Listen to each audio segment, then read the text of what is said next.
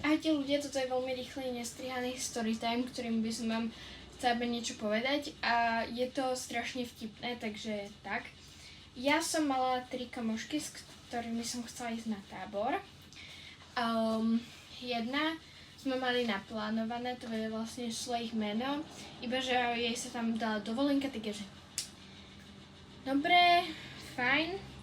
Ešte predtým som chcela ísť vlastne na tábor aj s tými 2 typkyňami konsky a vlastne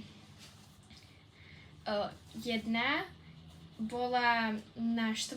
turnuse a 4. turnus je vlastne tento týždeň, čo sa teraz začal, alebo skorej, ten tábor začína v sobotu, takže včera sa začal ten 4. turnus a tak, iba že ja som mohla ísť na ten 4. turnus, iba že problém je, že v piatok odchádzam preč a tábor sa končí v sobotu, takže som nemohla ísť na 4. turnus, kam ide teda jedna moja kamoška. Takže 2 kamošky sú preč.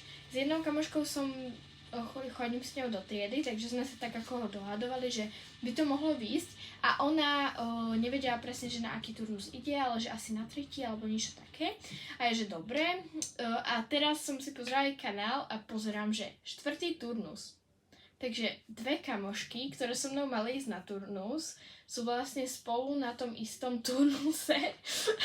A oni o tom vôbec nevedeli, keď tam išli, že sú to vlastne 2 osoby, s ktorými som chcela ísť na tábor. A tie 2 osoby sú spolu teraz na tom jednom turnuse. A ja som doma. No, tak to je také pre pobavenie. Lebo fakt, ako ja som to nečakala.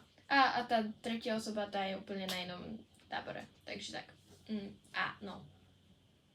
Takže tak, to bola iba for fun story time.